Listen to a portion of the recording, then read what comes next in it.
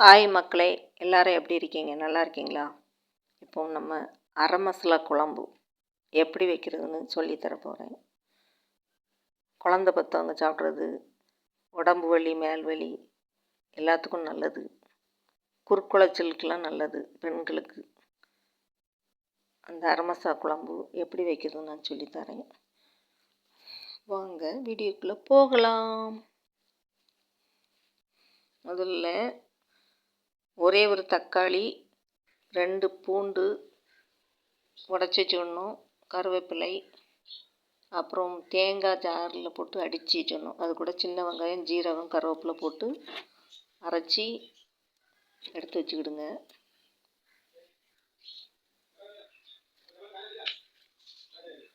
அப்புறம் ஒரு சட்டியில் நல்லெண்ணெய் ஊற்றினா நல்லது. ஊற்றி நல்லா காஞ்ச உடனே கடுகு போடணும்.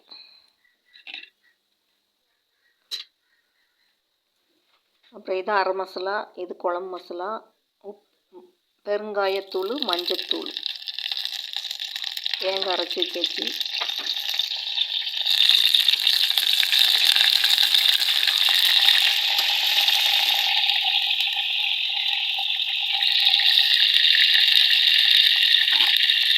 கடுகு முதல்ல போடணும்.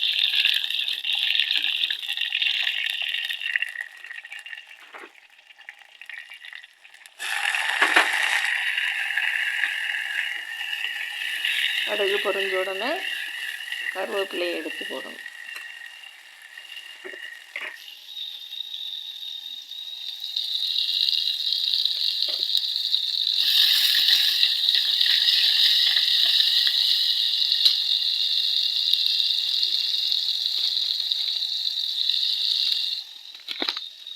அப்புறம் வெள்ளை பூண்டு உடச்சி வச்சுருக்கோம்ல, அதை எடுத்து போடணும். பூண்டு எண்ணெயில் நல்லா வசக்குனால நல்லாயிருக்கும்.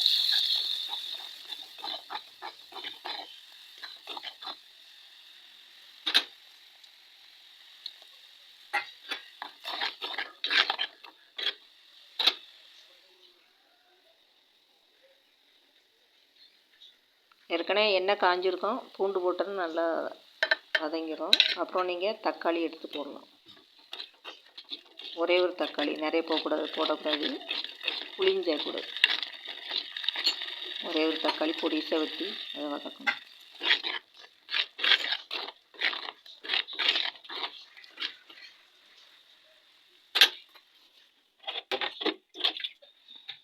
நல்லா கிளறி விட்டுட்டு கொஞ்சம் உப்பு போட்டுவிடுங்க. அப்போ தான் கொஞ்சம் நல்லா வதங்கும். தேவையான அளவு உப்பு சேர்த்துவிடுங்க.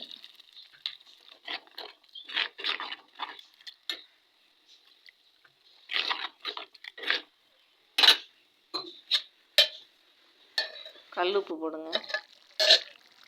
எப்போவுமே கல் உப்பு சேர்த்தா தான் நல்லது.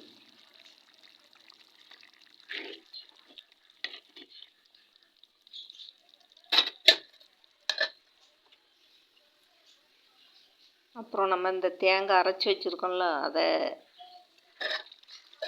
போட்டுருங்க.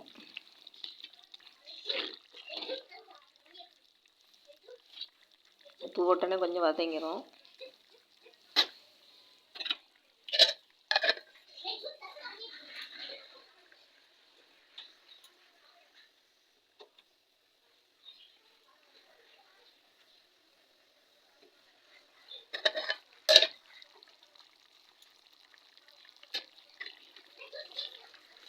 தேங்காய் அரைச்சி வச்சுட்டு தண்ணி சேர்த்து வச்சுருக்கேன், அதை உள்ள கொட்டி நல்லா கிளறி விடணும்.